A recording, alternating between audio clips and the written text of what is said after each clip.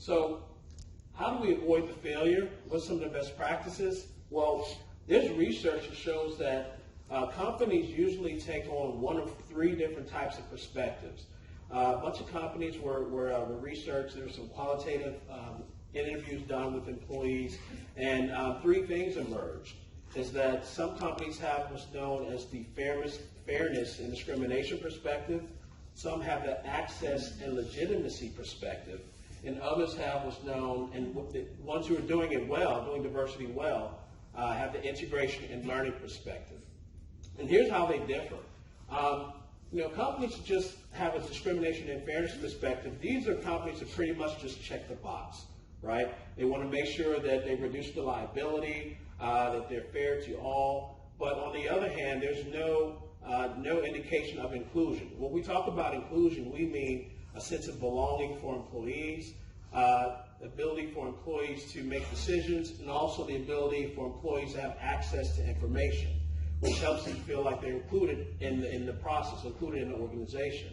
So diversity is not enough. So with this discrimination and fairness paradigm, the researchers found that there was no link between diversity and performance as a result. And there was a dominant culture where all employees were expected to assimilate into that dominant culture.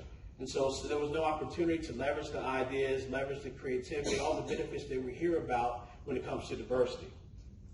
Another type of perspective that companies have is the access and legitimacy perspective. And so it's kind of like one step better than discrimination and fairness. But with this perspective, the focus is only to target the markets in these minority markets and target women and only to sell the product. The problem with that is that this is how you have issues like Gucci with blackface ski masks and things like that, because no one is in a decision-making role to make sure that when you do market these products that you're not offending different cultures or different people from different identity groups. And so even though we still don't see these indicators of inclusion, there are some benefits to it, but they're limited. We're able to experience some sort of market differentiation based on the different groups that are out there, racial backgrounds and based on gender.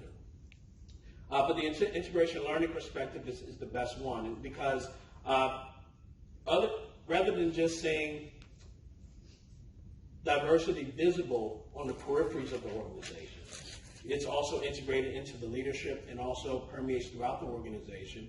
And employees have opportunities to make decisions, and they have access to information. And so by doing this, if you're an integration and learning company, a company that's doing it right, not just checking the box, not just worried about increasing your market share, you have a great opportunity in the long run in order to leverage diversity and also have an impact on your bottom line. And also, it limits your liability. You don't have to worry so much about being sued or offending anyone in your market, because you have people in your organization that reflect the community that you serve that can help you make good decisions. And as we know, we looked at that first chart, we looked at the participation rate of women and minorities in the workforce. It still is very minimal. And it's not enough to really reflect the organization in a way that people can make, decision makers can make good decisions. Another example of this in 2017, and most of you are familiar with this, Susan Fowler, ex-employee of Uber, she blogged about being sexually harassed. And here's another example of what happens when we don't have people in leadership decisions who represent women and minorities in the workforce. So she reported it.